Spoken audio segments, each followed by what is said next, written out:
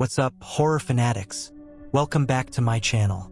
Before we dive into today's absolutely terrifying story, make sure you hit that subscribe button and ring the notification bell because trust me, the stories I've got coming your way will haunt your dreams for weeks.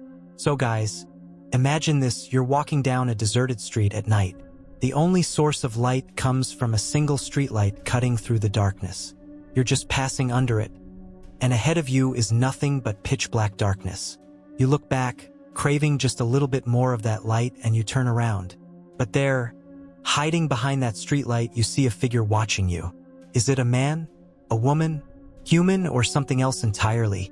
You can't tell, but you know one thing for certain: whatever it is, it's not alive. What would you do in that moment? You've got a deserted street, no source of light anywhere else. Where there's light, there's that demon. Where there's darkness, there's terror. Where would you go? I'm telling you this because some inmates found themselves in the exact same situation at one of the most haunted prisons in America, Eastern State Penitentiary in Philadelphia, Pennsylvania. This prison is said to be one of the most haunted places in the entire world. They say when inmates found out they were being sent there, just the thought of it would give them heart attacks. Just imagine what kind of hell must have existed within those walls. A man named Thomas was one of those inmates, and his story, guys, this isn't just a story. This is a horror story. And after hearing it, I was terrified. I'm still terrified. But now it's your turn. Alright guys, so this story begins in 1829 when Eastern State Penitentiary was built. It was constructed with this idea that it would completely change people's lives. Minor criminals, especially young offenders, they would come here to change their lives, to learn something, to reform themselves. That's what this prison was built for. But as time went on, everything changed. The incidents changed. Everything changed. Accidents increased. Suicides increased. Bloodshed increased. And you know what happens in places where blood is spilled everywhere, where suicides have taken place, spirits make their home there. The same thing happened here. There was this officer named Thomas. He was accused of leaking important information from his department. Because of that accusation, he was sent to this prison. Now, the prison wasn't really that notorious in the government's eyes, but the people who worked there knew very well that this prison was different. Very different. When Thomas finally got inside and changed into his prison uniform, everything seemed normal at first. But when the guard was looking at his paperwork to see which cell block he'd been assigned to, even the guard couldn't believe it.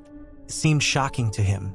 Thomas could see the worry lines forming on the guard's forehead, so he asked what was wrong. Obviously, the guard wasn't going to engage with any prisoner's questions. He'd stay focused on his job, wouldn't accept any prisoner's concerns, wouldn't answer questions. He rudely ignored Thomas. Thomas didn't think it was wise to ask too many questions. He figured, I just got here. I don't want to ask too many questions or get on anyone's bad side, or they'll never give me an early release. The guard said, You've been assigned to cell block C. That's where you need to go. Thomas said, All right, whatever cell block it is. As they were walking, they had to go through a completely different, eerie area to get there. It looked like a dungeon. They were walking through passages that reeked of decay. Thomas was thinking, What kind of place am I going to? Even the path to get there is so horrifying. He kept walking until they reached a large door with Cell Block C written on it. When the guard tried to open the door, it wouldn't budge at first. They could hear screaming from inside. You know that sound steel makes when it's rusted and you try to open a door? That grinding, screeching sound was coming from the door. As soon as the door opened, such a loud, piercing sound came from those rusty hinges that Thomas immediately knew something was very wrong. This place has been closed for years. No one opens this door very often. There's no maintenance here. All the other cell blocks look fine. Why does this one look so terrible? What's inside here? The guard took him inside and locked him in his cell. As the guard was leaving, Thomas was looking around and realized, There's nobody here. I don't see anyone in this cell block. He thought maybe he was the only one, but then he heard some whispering sounds behind him. It seemed really weird, so he quickly turned around, but there was nobody behind him. Yeah, maybe it's just an old cell. There might be bugs, insects, maybe even animals in here. At that moment, he looked outside his cell and saw another inmate. Thomas called out, "Hey, how long have you been here?" The other inmate replied, "I've been here so long, I don't remember my name. I only remember my inmate number." Thomas was already getting scared. He only remembers his inmate number? How is that possible? But out of curiosity, he asked, "All right, what's your inmate number?" 44. Thomas was shocked. "That can't be right. My inmate number is also 44. How can two people have the same number?" The other inmate said, "Wait, not just two people. In this prison, everyone you see here, in every single cell, everyone's inmate number is 44. Thomas looked around. "But there's nobody else here. Take another look around." Thomas looked again, and suddenly every cell in the block was filled with people. It was like, how is this possible? When I arrived, I didn't see anyone. Now everyone's here. Maybe it was too dark before, so I couldn't see them. But these people looked really strange. Some had burned faces. Some had deep wounds on their faces, like they'd been beaten severely. They looked like completely different kinds of people. This was too much information for Thomas to process. So he said, "My head is really hurting. I'm going to go to sleep." The other inmate said, "All right, go get some rest." Thomas went to his bed and lay down. All of a sudden, he could see outside his cell that a woman was running. He could hear the sound of running footsteps, and he immediately got up in shock. When he looked outside, there was a woman wearing a white gown, the kind Christian women wear when they get married. It was white but had dirt stains on it, and she was running back and forth. He stood up and watched carefully. "What is this? This is a prison, not some theater company where all this drama is happening. What is going on?" There was another inmate standing in the cell across from him, and that inmate was gesturing for him to be quiet. He whispered, "Just go inside quietly and sleep. You don't need to watch this, or the same things that happened to all of us might happen to you too." Thomas was confused. Is this my nightmare? Am I having a bad dream? What is all this? Nothing that's happening in front of me seems real. Suddenly, the woman who had been running around stopped and stood directly in front of Thomas's cell. Her eyes were filled with red like blood. Her lips were sewn shut, and the thread was still hanging from her lips. On her neck were 4 or 5 finger marks, like someone had strangled her or tried to kill her, and maybe they had succeeded. Maybe she wasn't even alive. Whatever she was, this woman looked absolutely terrifying. Thomas couldn't trust what he was seeing. Slowly, the woman started trying to get closer to Thomas. At that moment, Thomas was in really bad shape. This was the first time anything like this had happened to him.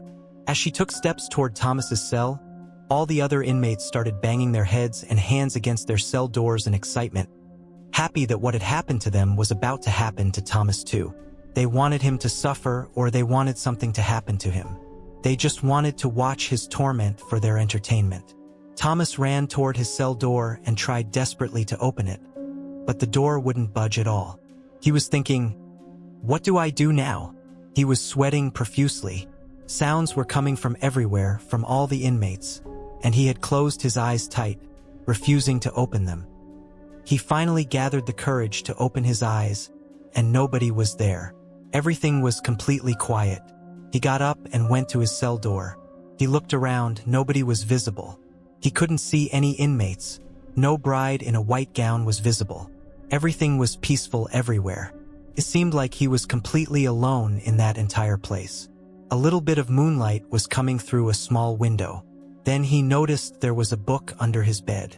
He picked it up and tried to read it. It was a diary, but there wasn't much written in it. Just this: if you are inmate number 44, your turn is next. And Thomas was inmate number 44, so maybe his turn was next. This same thing was written on every single page. This thick diary was filled with nothing but this same sentence. While Thomas was reading all this, suddenly he smelled a fragrance in the air, like someone had just sprayed perfume or cologne. It smelled like women's perfume. After smelling this fragrance, he became kind of intoxicated. He got up and turned around to see that a woman had entered his cell. She was beautiful, absolutely, breathtakingly beautiful. It didn't seem like he had ever seen such beauty before. He became mesmerized looking at this woman, hypnotized by her. The woman asked him just one question, "Do you find me attractive?" Thomas nodded. "Yes." Then the woman said, "Do you want to be with me forever and always?" Thomas said, "Yes, I want to be with you." Then the woman threw a knife toward him and said, "Pick it up and put it through your chest. We'll be together forever and always. This is my promise to you. Just do this one small thing for me. You said you find me attractive, that you want to be with me. Can't you do this one small thing for me?" Thomas was still in that intoxicated state. He picked up the knife. He was just staring at it. As he was looking at it, he started bringing the knife closer to himself.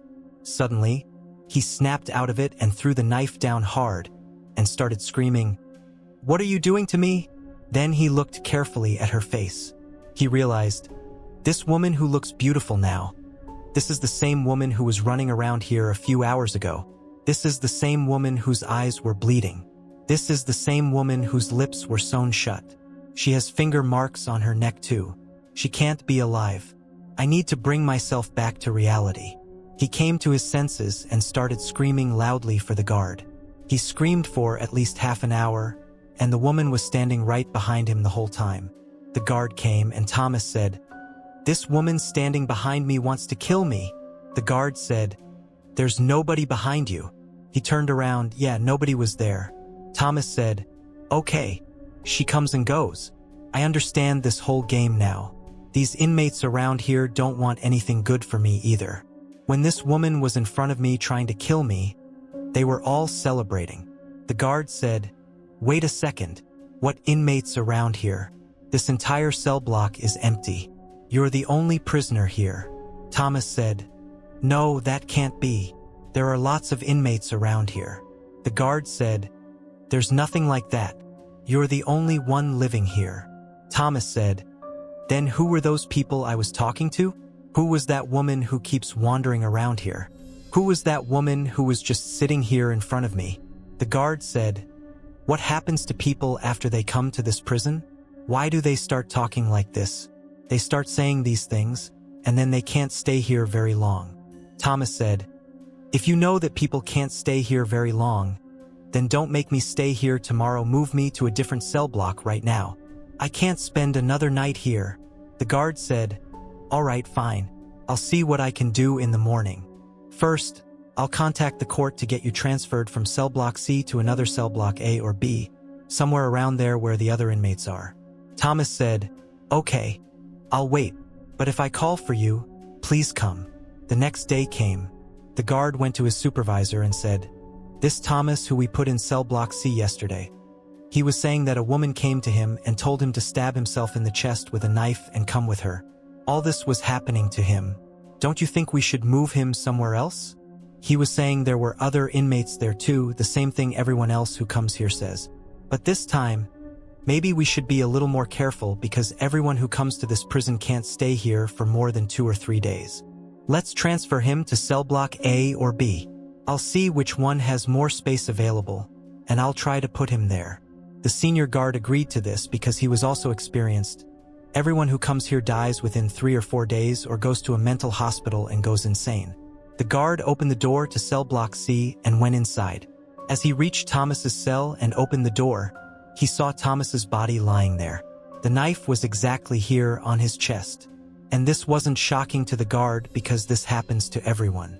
The same spot gets targeted, the same place gets stabbed, the same place where their murder happens. If everyone who comes to that cell block only dies, then why was that cell block kept there at all? This is what the guard was thinking. Thomas wasn't different from any other inmates. Everyone's story became just as special. Thomas is just a name. He came for one night to cell block C, spent his night there, and became just another story. Now the question comes, what's the secret behind that woman? Who is this woman who wanders all night in a bride's outfit in those dark cells? It's said that many years ago, before this story, there used to be a women's cell block there. A woman had been arrested and brought there, and she was just about to get married. She was sitting at home in her bridal outfit, in her wedding veil, when the police arrested her and brought her there. But after arriving, her execution day was approaching. They were going to kill her. Even before that happened, out of fear, she took her own life there. She committed suicide. Since then, it's said that this woman wanders there. And the special thing here was that her inmate number was also 44. Since then, it's said that she picks off the inmates one by one, killing everyone there. She kills them in very brutal ways. And for these same reasons, it's said that today, this entire prison is locked behind its own bars. It's imprisoned itself. Nobody comes or goes there anymore. There are no prisoners in A, B, or C nowhere. Now it's just become a haunted tourist spot. People come here, buy tickets, and scare themselves. But that's not all.